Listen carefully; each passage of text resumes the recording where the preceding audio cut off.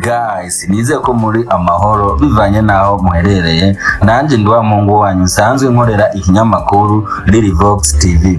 Ni mu gihe uno munsi tugiye kuyaga ku muririmbyi Satubi yarayakoze urugendo rw'akazi kuri rumwe mu ruganda rusanzwe rukora ibintu bijanye n'ubwubatsi mu gihugu c'u Burundi, aho iryo shirahamwe ryashoboye gushikiriza ko ryanejerejwe n'urugendo uwo muririmbyi Satubi yashoboye kugirira muri iryo shirahamwe. Guys reka nongeye ndagusaba nimba ukiri mushasha kuno rubuga rwanyu rwa Lilivox TV, nimba utaragira subscribe, share, like hamwe na comment ko ushobora kubigira kugira ngo tubandanye kugira umuryango wagutse. Kandi nongera nshimira wewe umaze kugira subscribe kuno rubuga rwanyu aho tumaze kugera kubadukurikirana amajana 3. Guys reka dushobore kwinjira neza na neza mu mateka umuririmbyi Satubi yarayakoze, aho yashoboye kugira urugendo rw'akazi yagendeye rimwe mu ishirahamwe rikora ibijyanye n'inyubako mu gihugu c'u Burundi, harimo amabati, imisumari ndetse n'ibindi byinshi bigiye bitandukanye.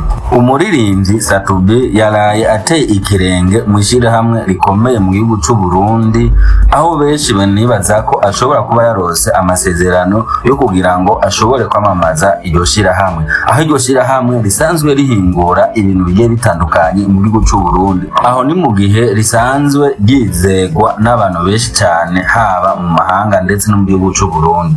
Ndetse hariko havugwa byinshi bigiye bitandukanye, aho bisanzwe bizi ko umuririmbyi Satubi asanzwe afise ubuhinga buri ku rwego rwo hejuru mu kwamamaza ibidandaza. Muri ubwo buhinga asanzwe akoresha mu kwamamaza ibidandaza bigatuma byungukira amashirahamwe aba ariko yamamariza, ugasanga amashirahamwe ariko yunguka ku rugero rudasanzwe, aho kenshi na kenshi amashirahamwe amwizira kugira ngo ayamamarize ibintu usanga ariko akorana nayo neza cyane. Aho ni mu gihe byashoboye gutangaza benshi cyane mu gihe umuririmbyi Satubi yashobora kwiterera ikirenge kwishikira muri iryo shirahamwe risanzwe rihingura ibintu bijanye n'inyubako mu gihugu c'u Burundi. Aho ni mu gihe iryo shirahamwe risanzwe rikorana n'umuririmbyi Kiriku kugira ngo ashobore kujamamariza ibikorwa vyayo risanzwe rirangurira mu gihugu cacu c'u Burundi. Ni mu gihe abantu benshi bamaze kugira amakenga ko umuririmbyi Satubi ashobora kuba yasinyaniye amasezerano n'iryo shirahamwe kugira ngo ashobore gusubirira umuririmbyi Kiriku yarasanzwe arimenyekanisha. Reka ngigwe ko ndakwibutsa ko iryo shirahamwe ryarisanzwe rimenyekanishwa n'umuririmbyi Kiriku Akili, ryarimaze iminsi rimwidogera ko atariko arakora ivyo basize mu masezerano. Ivyo bikaba vyashoboye gutera amakenga abakurikiranira hafi ibibera muri iryo shirahamwe risanzwe rihingura bimwe mu bijanye n'inyubako mu gihugu c'u Burundi.